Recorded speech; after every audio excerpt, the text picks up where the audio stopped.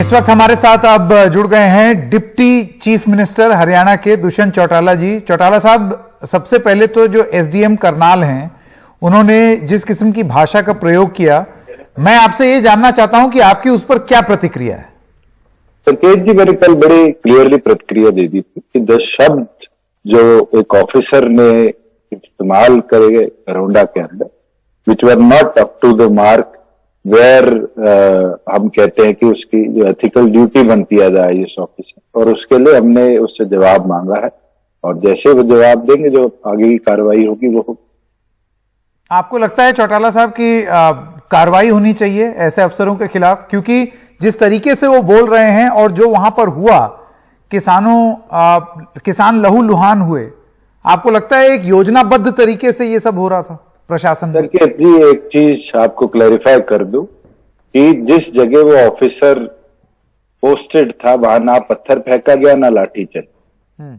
अब उसने किस जोश में आकर ये बात कही है उसका तो वो रिप्लाई अपने आप देंगे, मगर जहां लाठी चली वहां आपने खुद देखा कि कसियों के साथ पुलिस पे ऊपर पहले वार किया गया। और अगर कोई इस तरह की हरकत करेगा जिसमें शार्प हथियार के साथ आप वार कर रहे हो कस्सी जैसे के साथ, तो कोई माला तो आपको पहनाएगा नहीं। पुलिस भी अपनी तरह लॉ एंड ऑर्डर सिचुएशन तो मेंटेन करेगी और पुलिस ने किया।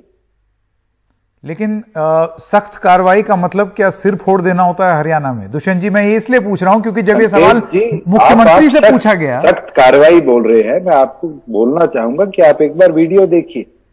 नहीं, वो वीडियो देखा है मैंने। कस्सी के से एक पुलिस वाले के वेस्ट पे और फिर दोबारा उसकी गर्दन पे आप तेज तरीके से वार कर रहे हैं, तो क्या पुलिस बैठी रहेगी? उस सिचुएशन में पुलिस को तो बल प्रयोग करना पड़ेगा। आज 9 महीने हो गए, हमने किसी जगह भी, हमारे डिप्टी स्पीकर की गाड़ी तोड़ी गई, कभी पुलिस बल का उपयोग नहीं हुआ। हमारे एमएलए टोहाना की शीशा तोड़ा गया गाड़ी का, उस पर पुलिस बल का उपयोग नहीं हुआ।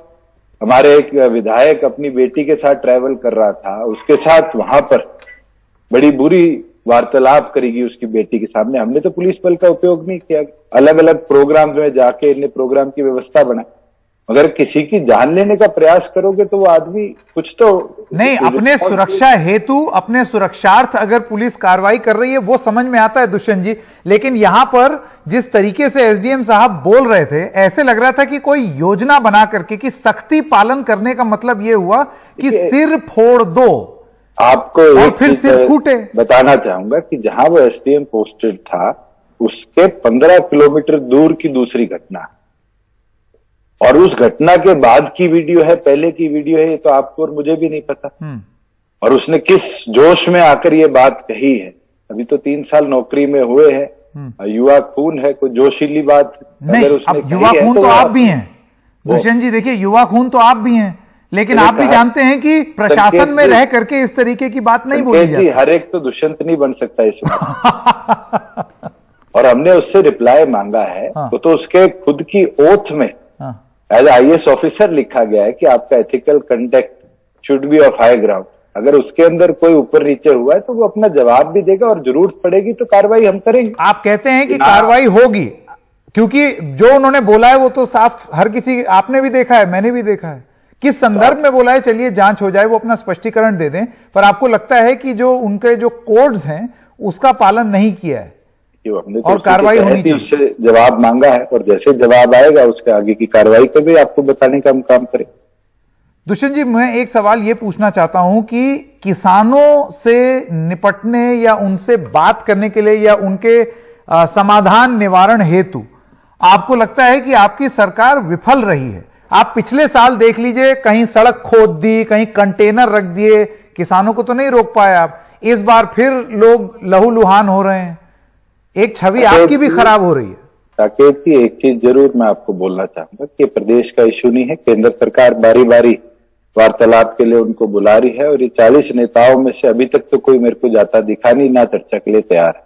और जब तक ये 40 लीडर्स एक होकर अपना लीडर नहीं चुनेंगे जो जाकर बात करे और विषय को सुलझाने का प्रयास करेगा, ये मुद्दा नहीं निपटेगा। जहां प्रदेश की बात आ रही है, ये आंदोलन पंजाब से शुरू हुआ, पंजाब के अधिकतम यूनियंस के लीडर्स ने इस मूवमेंट को शुरू किया, उत्तर प्रदेश की यूनियंस के लीडर्स ने आकर इसको बढ़ाया और बैटल ग्राउंड हरियाणा बना दी।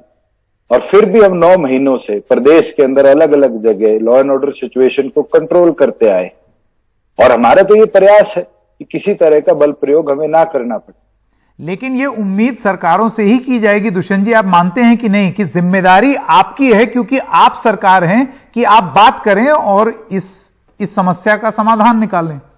मैं तो संकेत जी आपके माध्यम से भी आज कह देता हूं कि अगर ये लीडर्स चाहते हैं कि चर्चा हो, कि लॉज के अंदर अमेंडमेंट्स जो चाहते हैं वो हो समय अनुसार, तो मैं तो तैयार हूं मध्यस्थता करने को। और केंद्र से मैंने जितनी बार भी मुलाकात करी है, केंद्र सरकार के किसी भी लीडर ने ये मना नहीं किया कि हम चर्चा नहीं करेंगे। We are ready for talks. नहीं, पर अगर कैसी दुष्यंत जी मुझे बताइए, ये कैसी रेडी फॉर टॉक्स हुई कि 7 महीने से बातचीत ही नहीं हो रही? केंद्र तो बारी बारी तोमर जी ने कहा है कि नेता आए तो सही, आप खुद उनसे पूछिए जाने को तैयार क्यों नहीं है। वो कहते हैं कि हम आने को तैयार हैं, सरकार निमंत्रण नहीं दे रही। मैं तो आपके माध्यम से कहता हूं, बस मैं कराता हूं, इन 40 लोगों को एक जगह आप लाइए, बैठा के तोमर जी के पास मैं लेके जाऊं, आप और मैं मिलकर मध्यस्थता कर लेते हैं। अगर आपको ये लगता है कि सरकार चर्चा को तैयार नहीं है तो मैं और आप मिलकर प्रयास कर लेते। दुष्यंत जी मुझे ये बताइए कि आपको लगता है कि इस मसले को बहुत देर तक लटका करके रखना या इसका समाधान ना निकालना, ये राजनीतिक रूप से जो असर दिखाएगा वो छोड़ दीजिए, लेकिन वैसे भी ठीक नहीं है, ये एक अच्छी छवि नहीं देता। मैं तो पहले दिन से कह रहा हूं कि आज केवल मात्र किसान ही नहीं जो बैठे हैं धरनों पर, आज लोग जो ट्रांसपोर्ट करते हैं, जो डेली दिल्ली आना जाना करते थे बहादुरगढ़ से, आज उनको 2-2 घंटे एक्स्ट्रा ट्रैवल करना पड़ता है। हमारी इंडस्ट्री इंपैक्ट हो रही है, हमारे रोड्स जो डेवलप होने थे आज उनका काम रुका पड़ा। हर तरीके से इसका प्रभाव पड़ रहा है। मैं आपसे एक सवाल ये पूछना चाह रहा था, आप में और मुख्यमंत्री में जो आप बोलते हैं उसमें विरोधाभास नहीं दिखता है आपको? जैसे उनका ये कहना था कि शब्द का चयन कुछ और हो सकता था लेकिन सख्ती बहुत जरूरी थी। आपका ये कहना है कि हमने उनसे कहा है कि वो अपना स्पष्टीकरण दें और उसके बाद जो उचित कार्रवाई होगी वो होगी। मुख्यमंत्री कार्रवाई की बात नहीं करते हैं, वो कहते हैं सख्ती जरूरी थी। कार्रवाई तो जैसे घटना पीपली के अंदर हुई थी, उसके बाद सुप्रिंटेंडेंट ऑफ पुलिस का ट्रांसफर हुआ था, जिनने बिना गवर्नमेंट के अप्रूवल के वहां लाठीचार्ज हुआ था बिना ड्यूटी मजिस्ट्रेट के आदेश। और अगर इस तरह की शब्दावली का इस्तेमाल हुआ है और आप खुद बता रहे हैं कि सीएम ने कहा है कार्रवाई होगी, तो समय अनुसार जैसे जवाब आए, यही मैं इसीलिए मैं कह रहा हूं एक विरोधाभास दिखता है। आप जिस तरीके से किसानों के लिए संवेदनशील दिखते हैं वैसा ऐसा नहीं लगता है कि मुख्यमंत्री भी दिख रहे हैं, क्योंकि मुख्यमंत्री तो एक तरीके से एसडीएम का बचाव करते दिखाई दे रहे हैं। आप उनकी आज की प्रेस कॉन्फ्रेंस का इंटैक्ट उठा लीजिए, मेरे ख्याल से उन्होंने कहा है और शब्दों के लिए भी कहा है और कार्रवाई के लिए।